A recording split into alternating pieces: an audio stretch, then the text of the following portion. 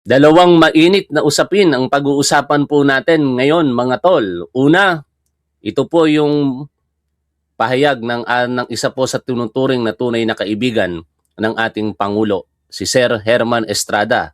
Kung saan sa kanyang panulat, bagamat Ingles po ito sa pagkakasulat, ay kanya pong pinuri ang mag-amang Marcos, ang dating Pangulong Ferdinand Edralin Marcos Sr. at ang ating Pangulo Ferdinand Romualdez Marcos Jr. sa pagiging magaling na leader at statesman nila. At syempre yung ikalawa, yung nakikita po ninyo sa ating screen, si Thinking Pinoy. Napagod na ba? No? Kasi mukhang yun po yung kanyang naging pahayag sa kanyang naging artikulo at doon nga po ito ay mukhang patama sa mga tinawag niyang wala sa hulog. No? Salamat at nagpakita ng muli, nagparamdam na muli sa publiko. Ito pong si Thinking Pinoy. Ang unang panulat po nito, napakahabang English eh. Salamat naman at nung latest post niya, purely Tagalog na. No? Kaya mas mauunawaan po ng mas marami po nating mga kababayang Pilipino. Bago tayo magpatuloy, ngayon po ay April 3, 2026. Maligayang kaarawan sa pinakapaborito kong kapatid na babae. Kasi nag-iisa lang naman ang kapatid kong babae, si Ate Myra. Happy birthday sa iyo, Ate Pastora. Happy birthday. Sana lahat ng mga kagustuhan, kahilingan mo sa buhay ay patuloy mong makamit at pagpalain ka pa ng ating Panginoon. At syempre, binabati ko rin ang maraming salamat ang mga patuloy po na sumusuporta sa ating gobyerno, sa ating Pangulong Bongbong Marcos at dito po sa ating programa. Muli, kung kayo po hindi Duterte supporter, huwag nyo po sanang kalilimutang mag-like at kung pwede, pakishare nyo na rin po ito pong ating live streaming. Bago po natin puntahan ang panulat ni Sir Herman Estrada, na meet ko po siya once, at napaka-soft-spoken na parang tatay na kasi siguro kaidaran po ito ni Pangulong Bongbong Marcos no? Napakamalumanay niya magsalita, pangiti-ngiti lamang at I really like him sa totoo lang At bago natin puntahan yung panulat niya, syempre panoorin muna natin ang napakagandang balita na naging basihan nga po ng panulat nitong si Sir Herman Estrada. Ito po yung papahintulot ng gobyerno po ng Iran para po sa mga Philippine flag carrier na mga merchant vessel na dumaan doon po sa kanilang kontroladong teritoryo, yung Strait of Hormuz. Tama ba yung pagkakaalala ko? Pakinggan po natin dito ang balita. Yan. Iran allowed passage of Philippine vessels in Strait of Hormuz. Magandang gabi po, Luzon, Visayas at Mindanao. Pinayagan ng Iran na makapaglayag ng ligtas at walang hadlang sa Strait of Hormuz ang mga barko at tripulante ng Pilipinas sa gitna ng limitadong operasyon doon dahil sa gera sa Middle East. 5 linggo nang nagpapatuloy ang gera at sa mga susunod pang linggo, titindihin pa raw ng Amerika ang pag-atake sa Iran. Ayon kay US President Donald Trump. Malungkot na balita yun, Kasi kung titindihin pa ng Estados Unidos ang pag-atake sa Iran, hindi pa ito matatapos, Sana hangad po natin dito, I believe lahat tayo naghahangad ng kapayapaan. Kasi hindi lang naman ang mga bansang Israel, Estados Unidos, Iran ang napuperwisyo po dito sa isa't isa. May mga epekto po itong hindi maganda sa mga bansang naglalaban at higit sa lahat nadadamay po ang buong mundo. Kabila niyan, malapit na raw makamit ng Amerika ang kanilang layunin sa pakikipaglaban sa Iran. At nakatutok si Maki Pulido. Makalipas ang mahigit isang buwang giyera sa pagitan ng Iran at ng magkasanib puwersang Amerika at Israel, sinabi ni US President Donald Trump na malapit nang makamit ng Amerika ang mga layunin nila sa pakikipaggera roon. We are systematically dismantling the regime's ability to threaten America or project power outside of their borders. I'm pleased to say that these core strategic objectives are nearing completion. Ayon kay Trump, tila napulbos na ang Iran. Na-eliminate na anya kasi ang kanilang militar. They were the bully of the Middle East, but they're the bully no longer. Hindi na raw banta ang Iran pero magpapatuloy pa rin ang kanilang pag-atake roon sa mga susunod na linggo. We're going to hit them extremely hard over the next 2 to 3 weeks. We're going to bring them back to the Stone Ages where they belong. Bilang tugon, nagbabala ang Iran ng mas malala at mapinsalang pag-atake laban sa Amerika at Israel. Bago ang kanyang talumpati, sinabi ni Trump na patuloy ang kanilang negosasyon sa Iran at humiling na ito ng ceasefire. Itinanggihan ng Iran. Ayon sa Reuters, isang senior Iranian source ang nagsabing hindi pa nagkakaroon ng usapan ng Iran at Amerika tungkol sa tigil putukan kahit sa pamamagitan ng ilang intermediary. If there's no deal, we are going to hit each and every one of their electric generating plants very hard and probably simultaneously. We have not hit their oil, even though that's the easiest target of all, because it would not give them even a small chance of survival or rebuilding. But we could hit it and it would be gone.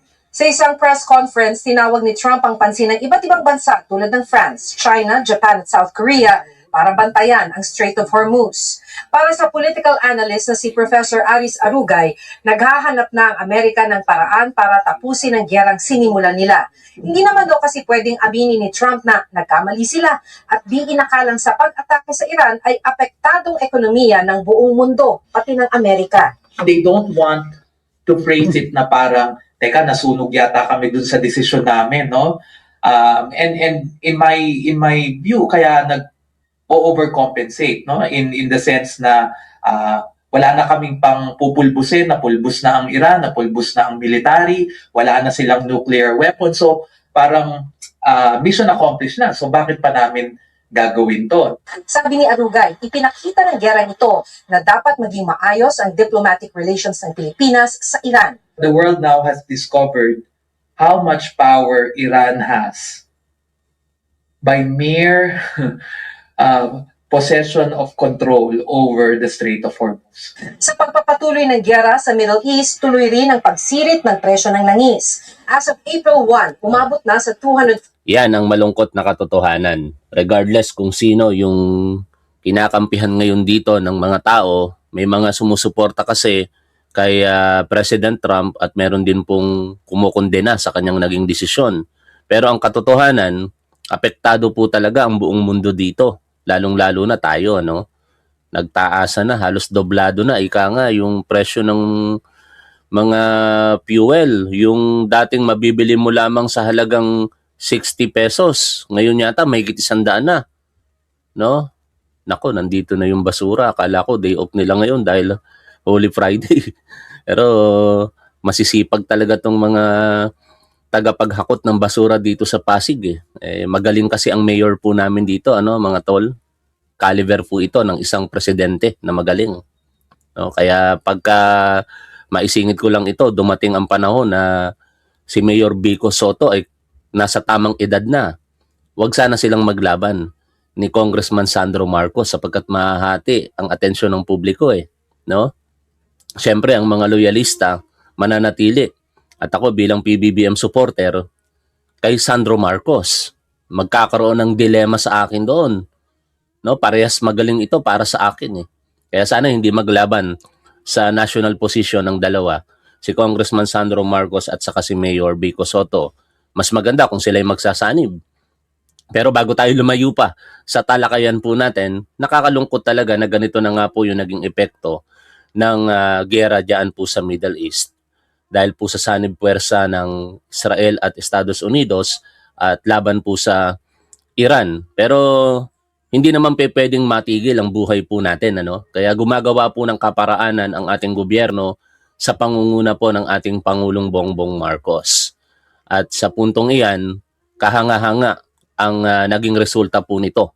Maya-maya po natin tututukan, syempre yung panulat ng isa sa mga tunay na kaibigan ni Pangulong Bongbong Marcos na si Sir Herman Estrada.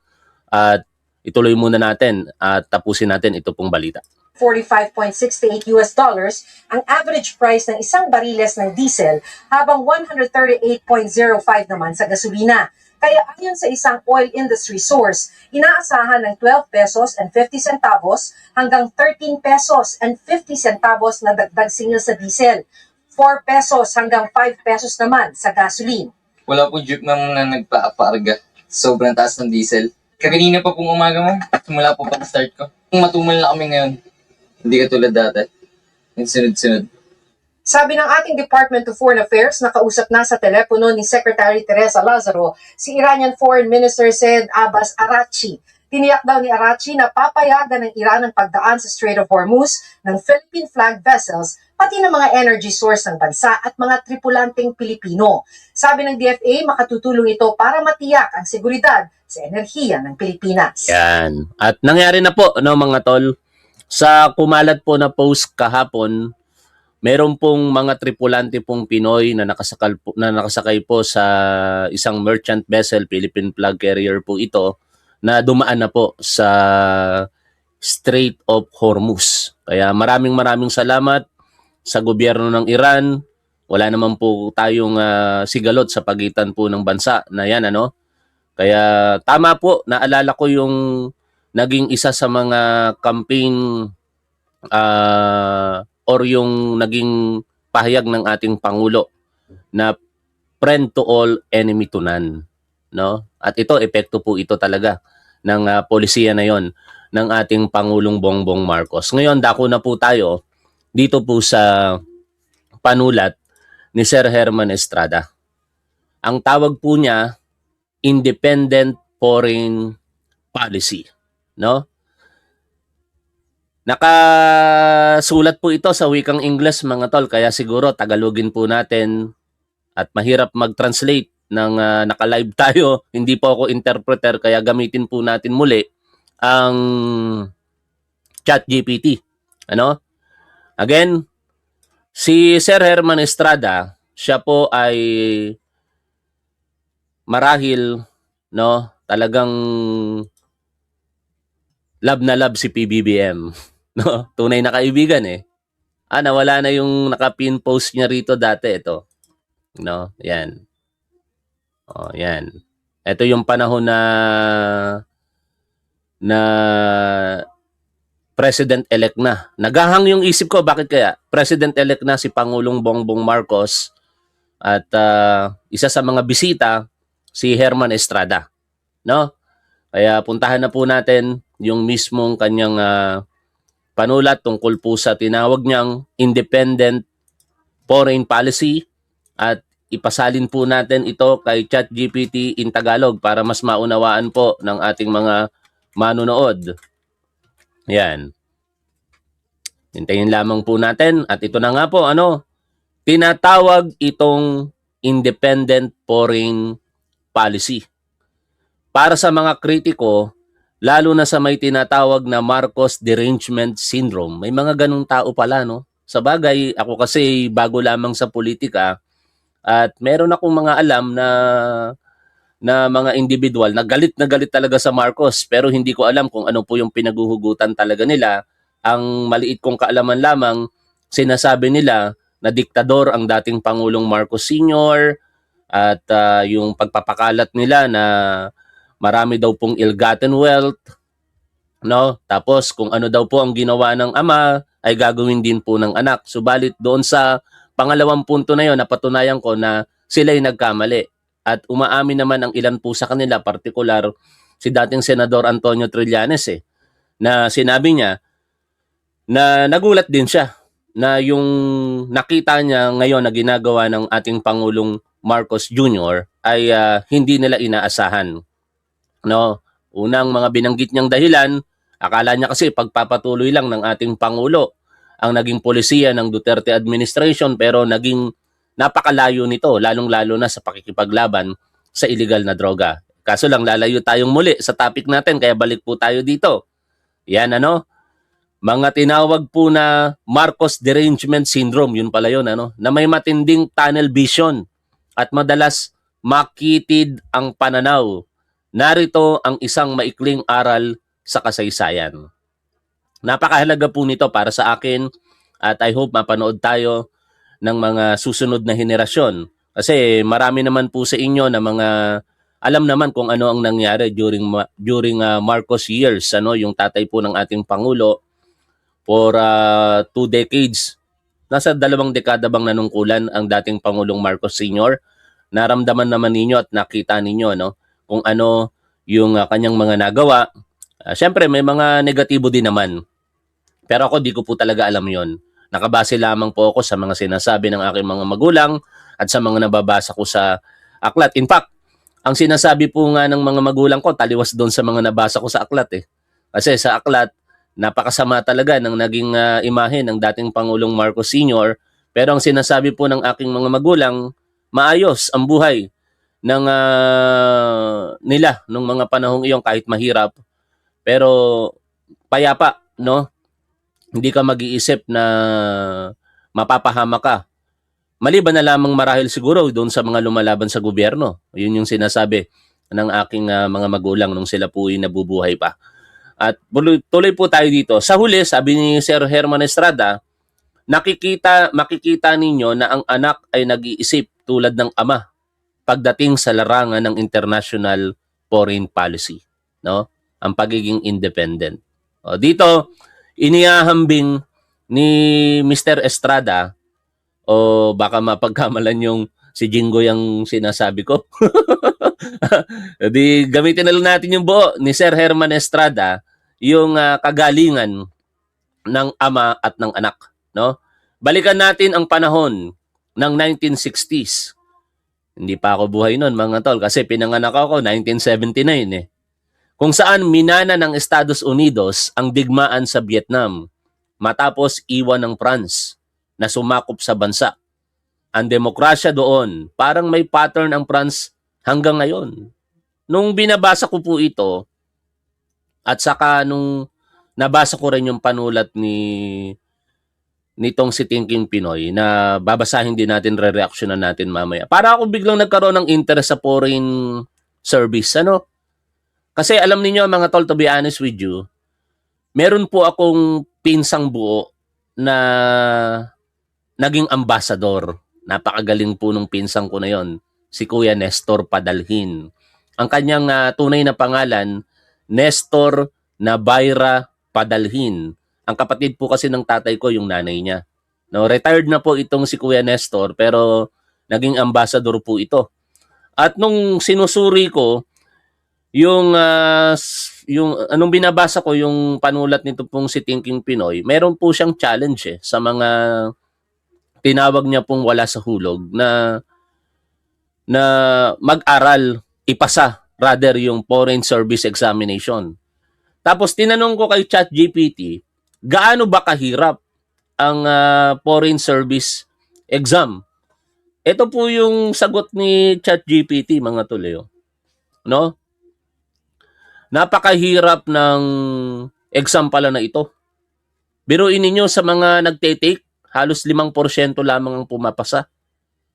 Sabi ko sa bagay, napakatalino ng pinsang ko sa totoo lang No? Kung mapapanood niya to from time to time, minsan nahagip niya yung mga vlog natin, totoo naman yung sinasabi ko, napakatalino ni Kuya Nestor Padalhin.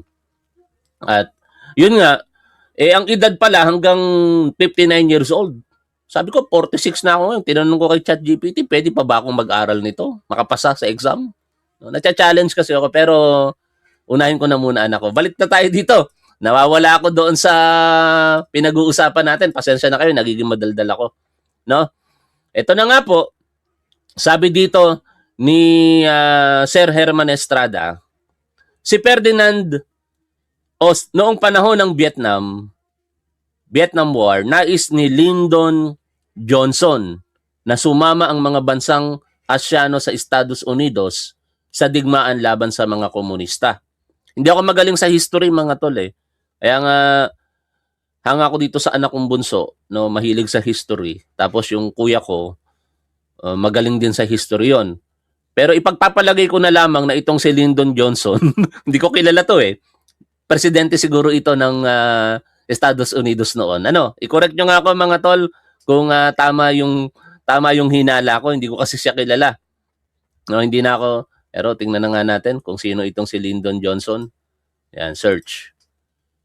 US President. 36th US President pala siya. Okay? Ika-36 na presidente po ng Estados Unidos. Si Ferdinand Marcos Sr.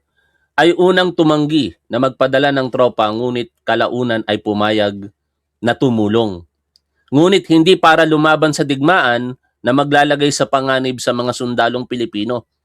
Sa halip, nagpadala siya ng mga sundalong pangkonstruksyon upang tumulong sa pagbuo ng Vietnam imbis na makibahagi sa pagkasira nito.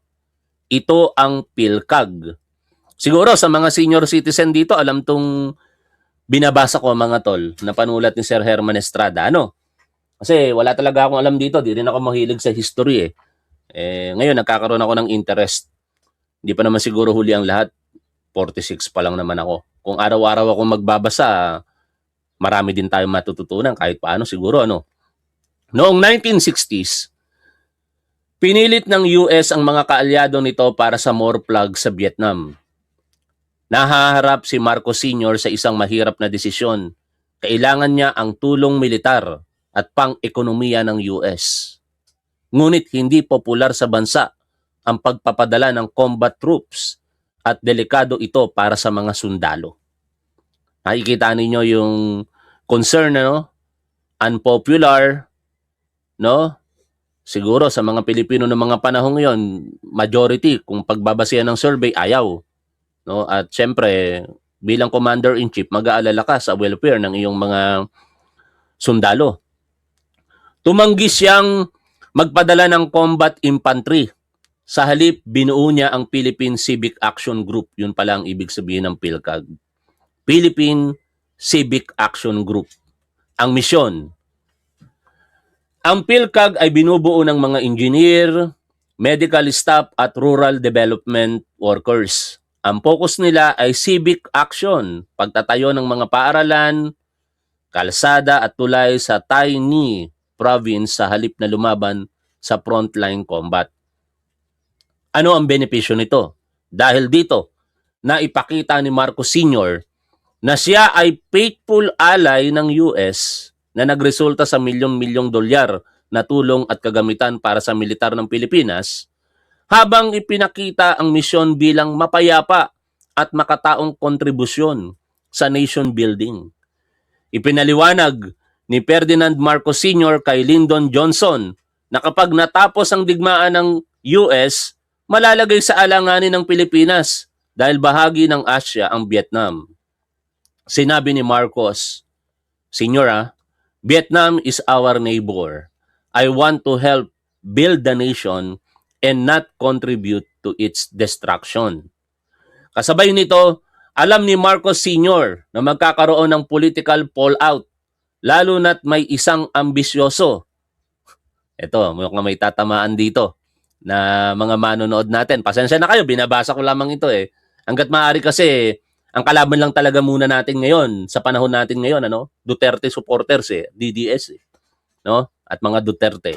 Kritiko tayo ng mga Duterte. Pero, ito yung sa obserbasyon at eksperyensa ni Sir Herman Estrada eh. Sino kaya yung senador na tinutukoy niya rito? Kilala nyo na siguro kung sino. Ulitin ko po yung binabasa natin. Kasabay nito, alam ni Marcos Sr. na magkakaroon ng political fallout, lalo na't may isang ambisyoso, pabaya at matapang na senador na gagamit ng anumang pagkakataon upang sirain ang kanyang legasiya sa anumang paraan. Sino yung tinutukoy dito mga tol? Kung gusto nyo banggitin dyan sa comment section, banggitin nyo na. Pero di ko na babanggitin ngayon. No?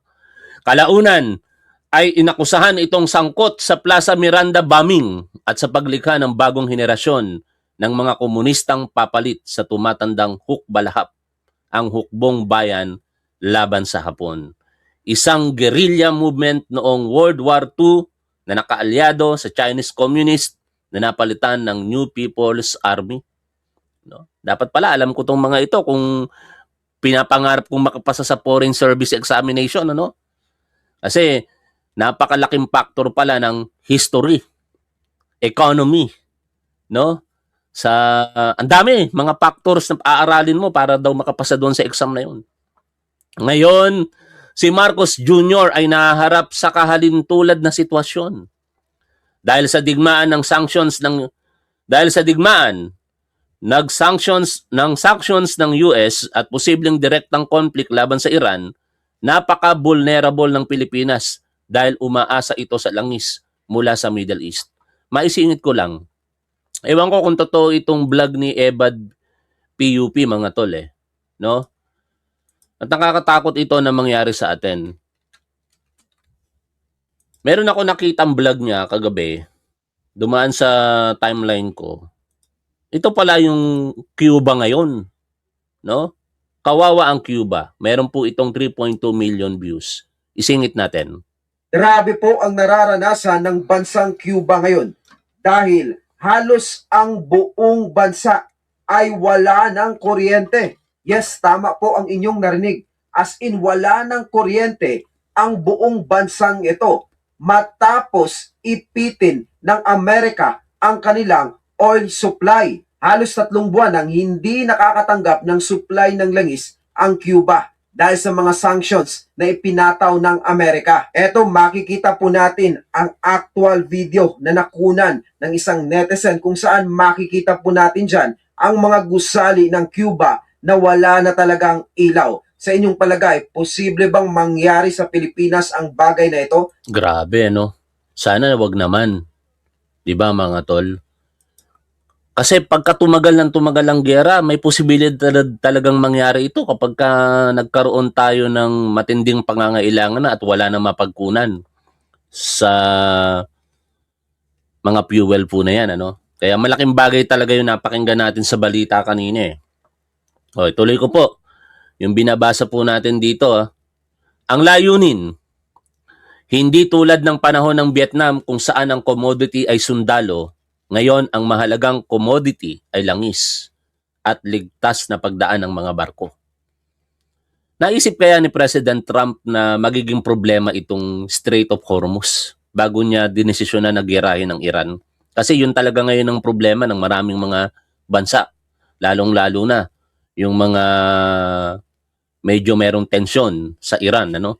O kaalyado ng Estados Unidos. Kaya nga nakakatuwang isipin na kahit tayo po'y kaibigan ng Estados Unidos, heto tayo ngayon, tinuring din na kaibigan ng Iran at pumayag sila na ang mga Philippine flag carrier vessel po natin ay malaya po at payapang makakaraan sa Strait of Hormuz na kanila pong kontrolado. Ang estratehiya, nag-utos si Marcos Jr. ng high-level negotiations direkta sa Iran upang matiyak na ang mga oil tanker papuntang Pilipinas ay makakatawid ng ligtas sa Strait of Hormuz. Isang kritikal na choke point na kontrolado ng Iran. Kaya pala, ewan ko kung tama yung pagkakaalala ko, baka kasi nagmi-miss yung memory ko Di ba tinanggap sa Malacanang ang ambassador ng Iran? No? Parang bumisita. Yun siguro ang isa sa mga, kung mali ako mga tol, i-correct nyo ako Isa sa mga napag-usapan at naging produktibo. Okay? Ang waiver approach. Katulad ng non-combat technicality ng kanyang ama, ang kasalukuyang administrasyon ay nakikipag-ugnayan sa US State Department upang makakuha ng sanctions waivers. Pinapayagan nito ang Pilipinas na makipag-trade o dumaan sa mga sanctioned zones tulad ng Iran o Venezuela sa ilalim ng rason na national energy emergency at hindi political defiance. Doon ko na-realize mga tol, sa pamamagitan ng artikulo na ito ni Sir Herman Estrada, yung isa sa dahilan kung bakit kinakailangan ng deklarasyon ng Pilipinas ng National Energy Emergency. State Emergency. Kung ano man yung tawag, yun na yun. Para nga naman meron tayo talagang sapat na dahilan na hindi po makaka-offend sa bawat panig. No? Napakaganda, napaka-strategic ng desisyon na yon ng ating Pangulo. And sabi nga po sa mga balita, Pilipinas ang kauna-unahang bansa sa buong mundo na nagdeklara ng energy emergency. No? At pabor na pabor sa atin pala yun. Tuloy po tayo. Dito po sa... Kasi ang mga nababasa kong artikulo regarding sa declaration ng National Energy Emergency ay kung ano yung mga aksyon ng gobyerno, something like that, ano. Pero politically speaking and yung diplomatic relation, wala akong nakitang observation maliban dito, no, sa panulat ni Sir Herman Estrada. Okay, tuloy tayo. Dito sa binabasa po natin. Ipinapakita ng dalawang leader ang isang transactional foreign policy. Si Marcos Sr. ay ipinagpalit ang peaceful soldiers kapalit ng military hardware. Si Marcos Jr. naman ay pinagpalit ang diplomatic neutrality kapalit ng energy security. Sa parehong panahon, ang layunin ay maiwasan na maging literal na battleground o collateral damage ang Pilipinas sa geopolitical objectives ng Amerika. Kalang nilalamig ako, patayin natin yung aircon. Ang paghahambing sa paghawak ni Ferdinand Marcos Sr. sa Vietnam War at ang approach ni Ferdinand Bongbong Marcos Jr. sa kasalukuyang krisis na may kinalaman sa Iran ay nagpapakita ng isang consistent na family strategy. In short, nasa dugo. Nasa dugo ng Marcos. Ewan ko kay Amy Marcos ha? kung nasa kanya. Yung pinag-uusapan natin. Panatilihin ang praktikal na middle path na inuuna ang pambansang interes ng Pilipinas habang binabalanse ang matinding pressure mula sa Estados Unidos.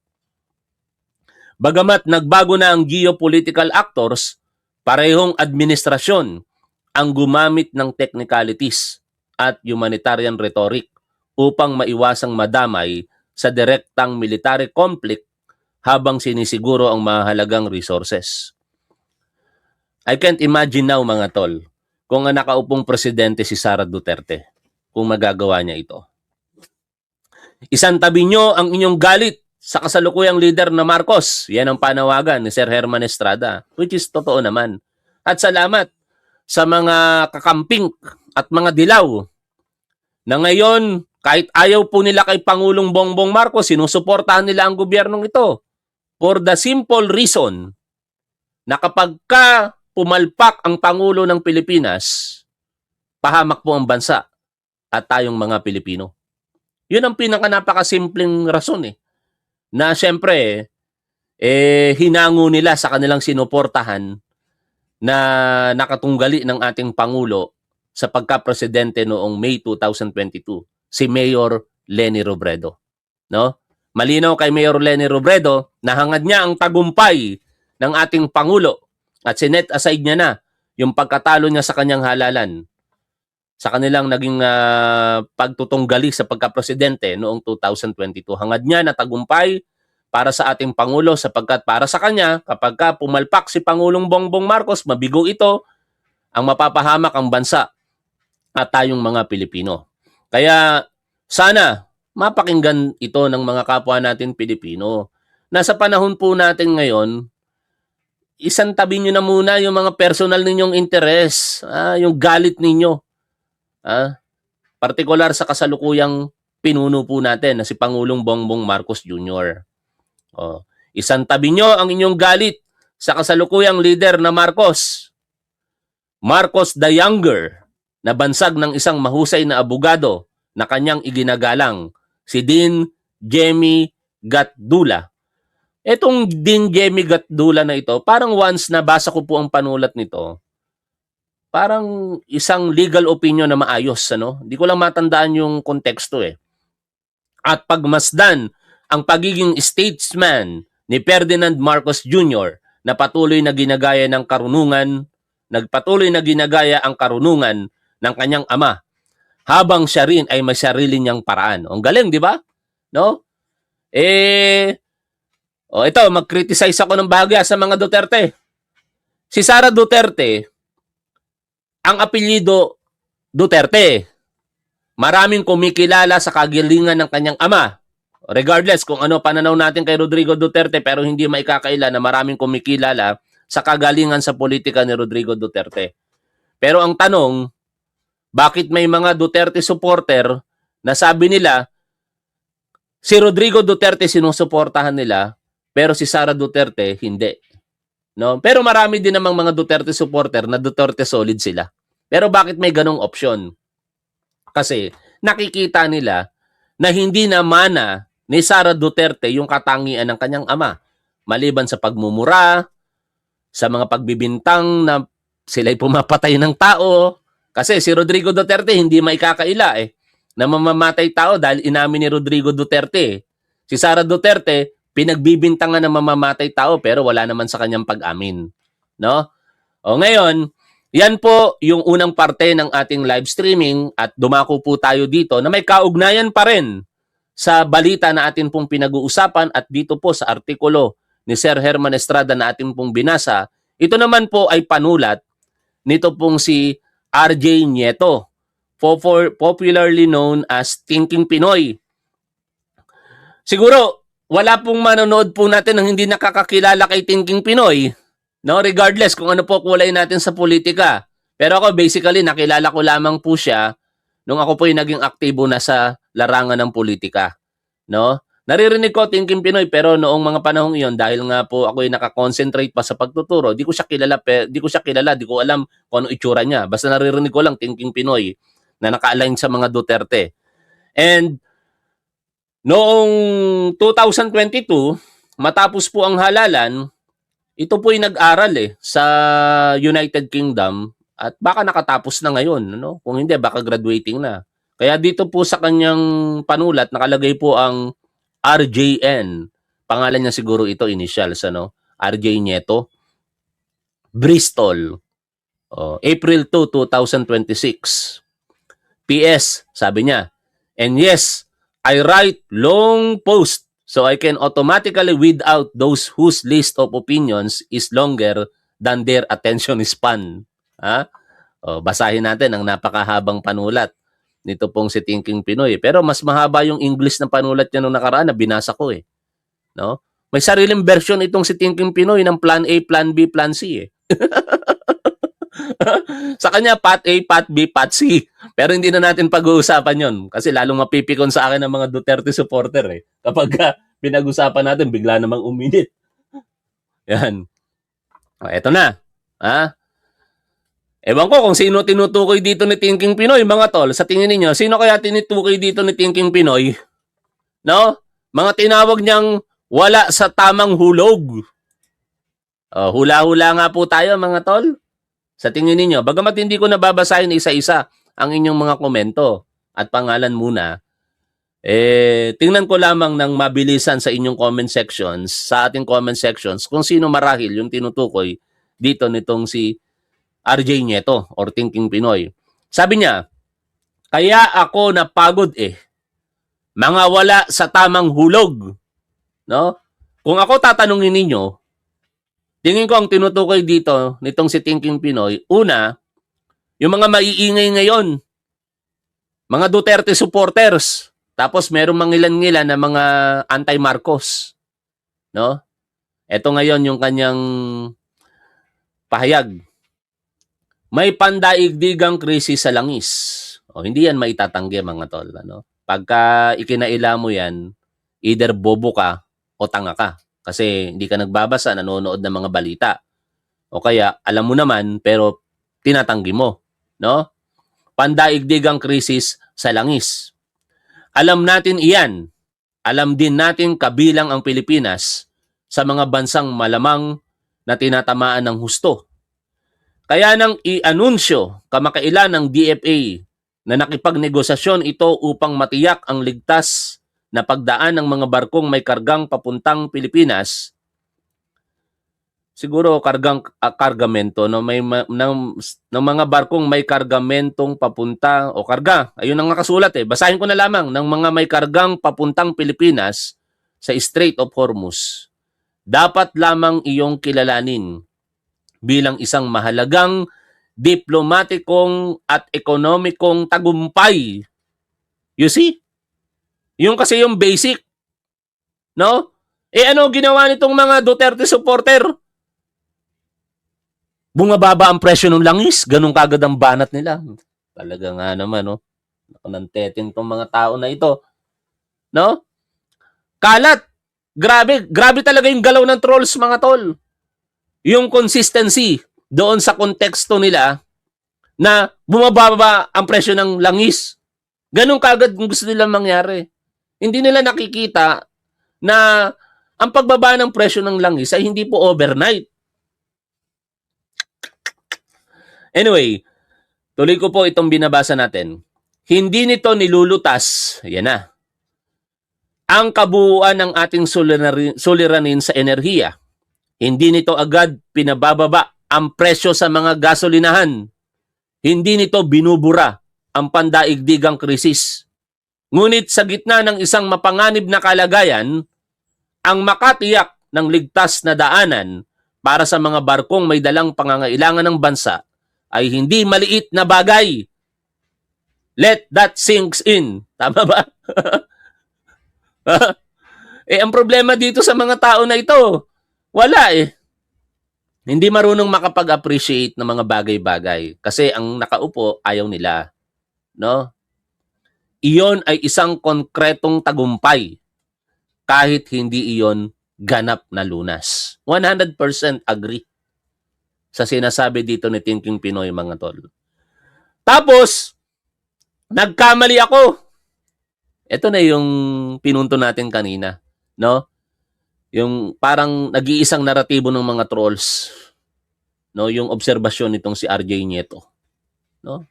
Bumababa ang presyo ng langis, anak ng teteng na yan. Nagbasa ako ng mga komento sa social media.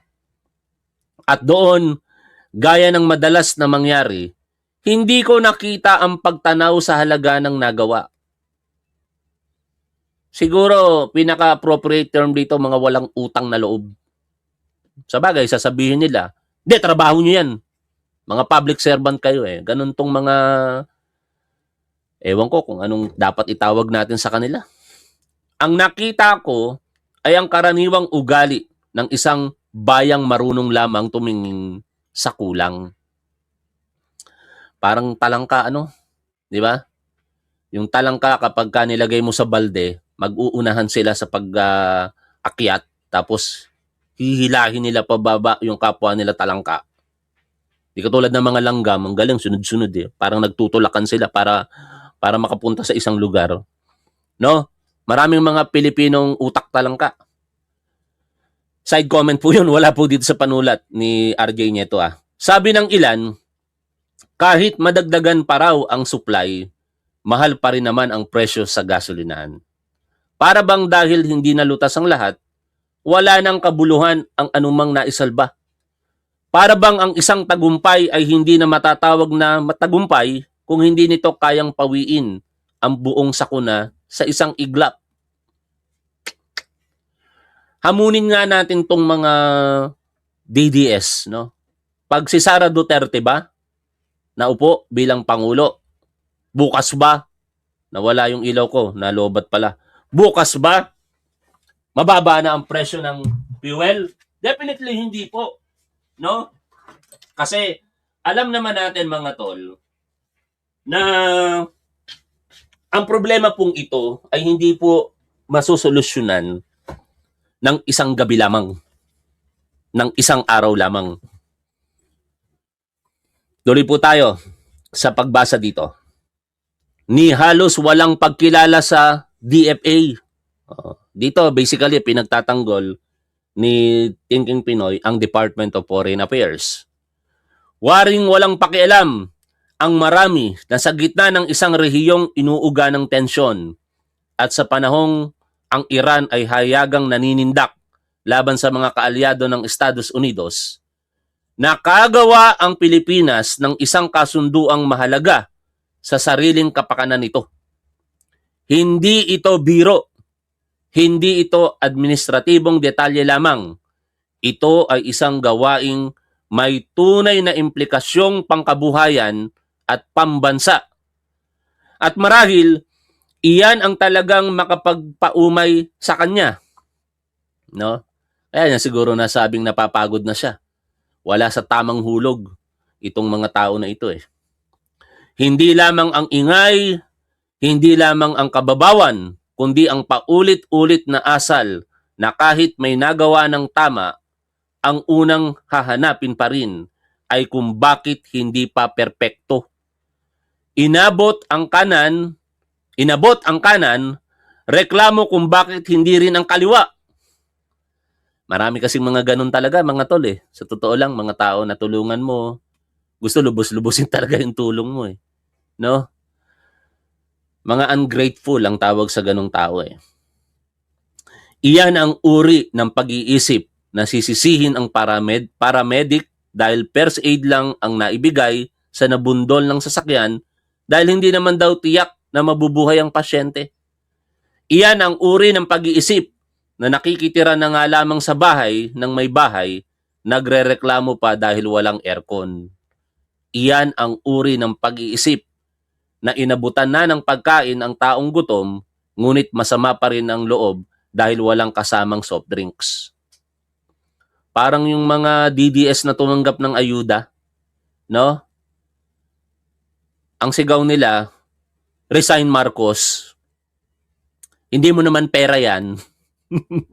Kaya dapat lang tumulong ka.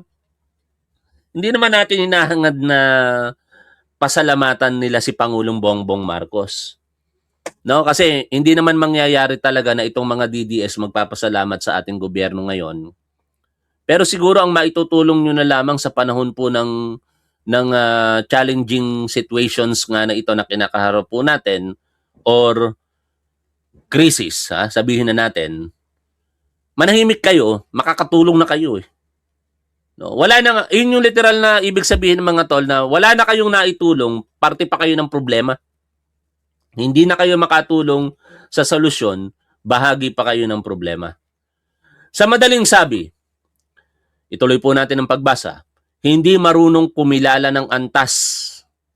Hindi marunong umunawa na sa panahon ng krisis, may mga tagumpay na hindi ganap, ngunit mahalaga pa rin.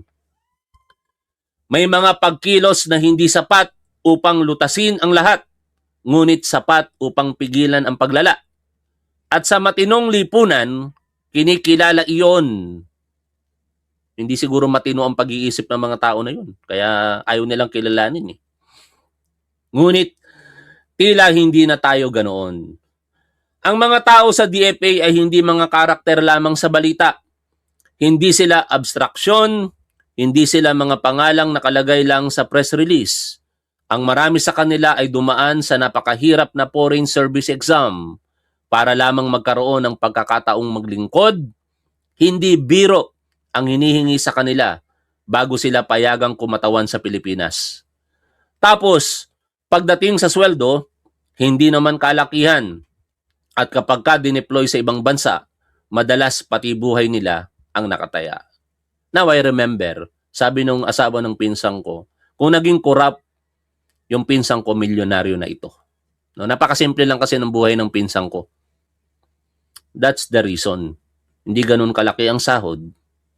Pero kung naging corrupt yung pinsang ko, si Kuya Nestor Padalin, sigurado napakayaman niya ngayon. Noong 2017, may mga nakausap si RJ Nieto na isang officer sa Philippine Embassy sa Washington.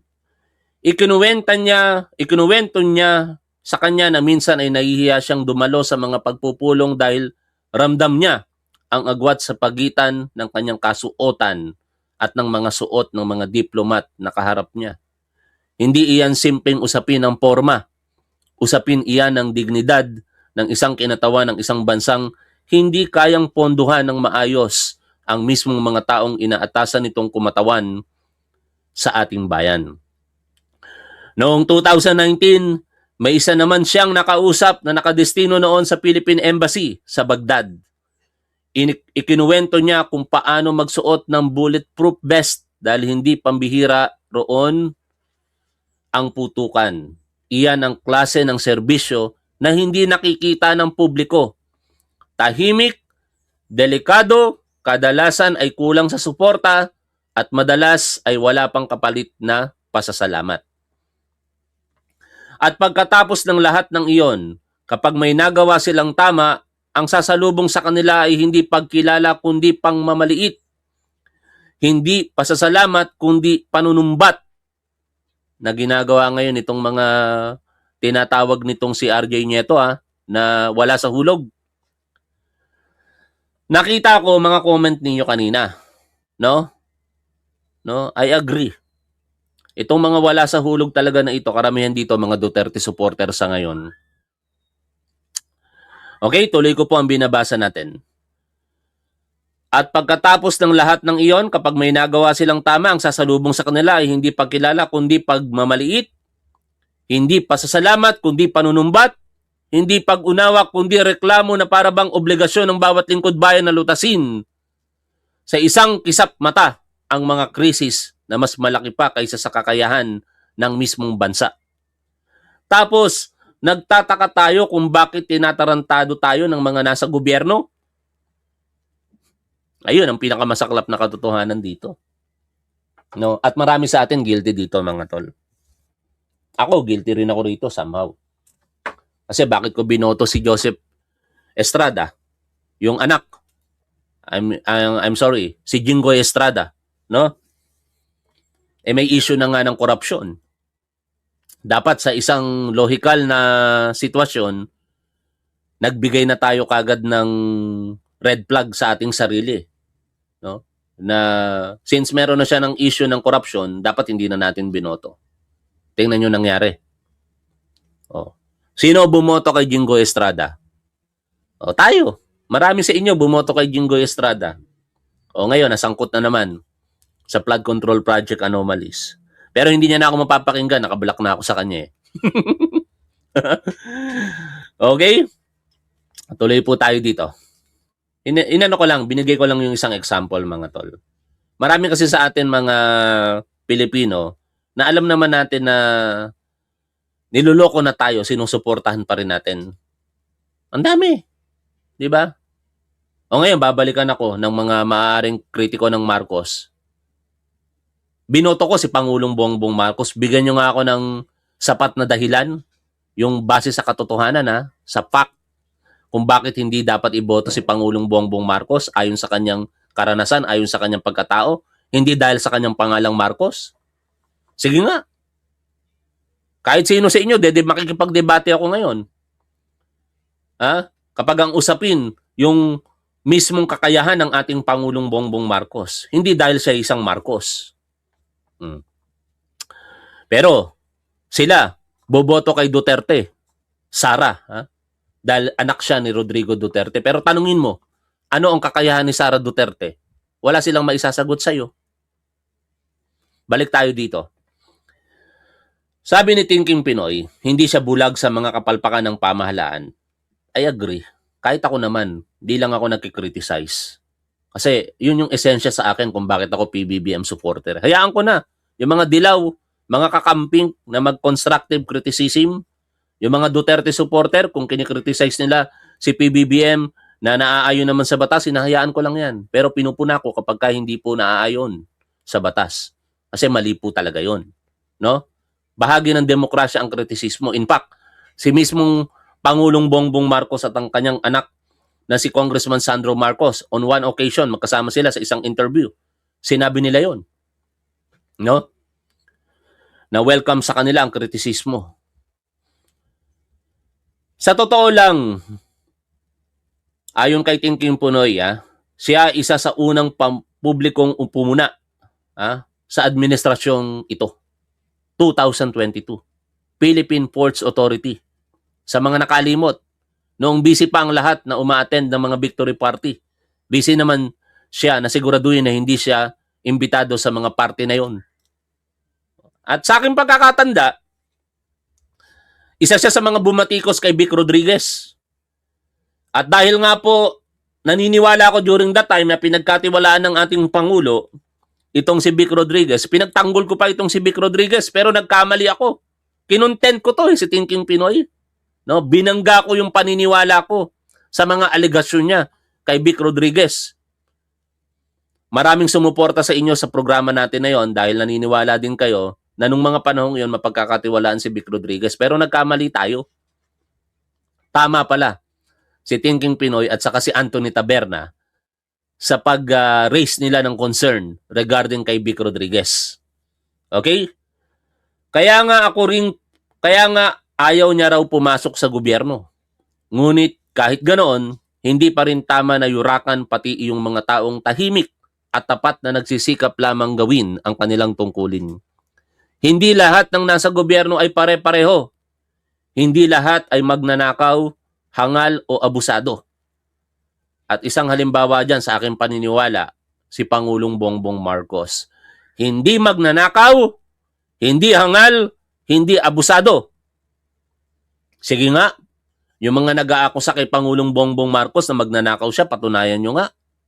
After all, kayong mga nag-aakusa ang dapat magpapatunay sa inyong akusasyon, di ba?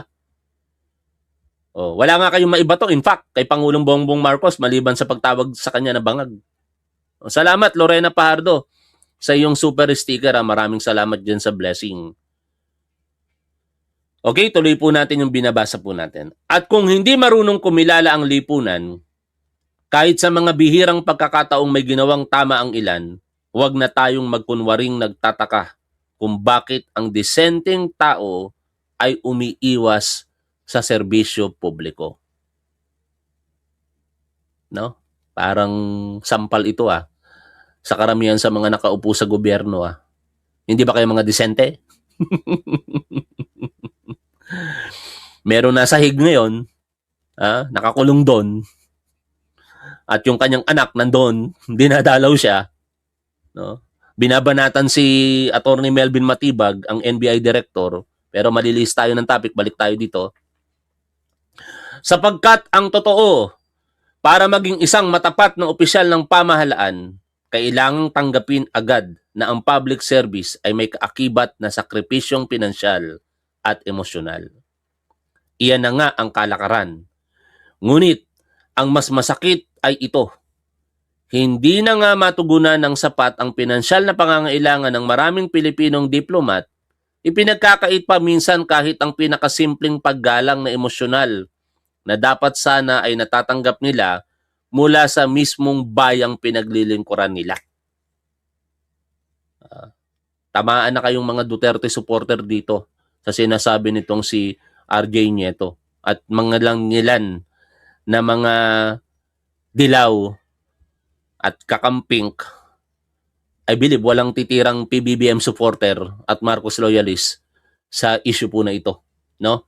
May mga nakikita kasi akong mga ilang dilaw na ang naratibo ay hindi daw sapat ang ginagawa ng gobyerno ngayon. Valid criticism naman yun, okay lang yun. Kung yun ang paniniwala nila, wag lang silang totally katulad ng DDS na wala lang. Pinalalabas pa nila na papogi lamang itong ginawa ng ating gobyerno. At dyan ako napapagod. O yan na.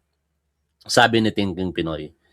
Hindi lamang sa gobyerno, hindi lamang sa mga krisis, kundi sa ugali ng sarili nating lipunan na marunong makinabang sa sakripisyo ng iba, ngunit hindi marunong gumalang sa mga nagsasakripisyo.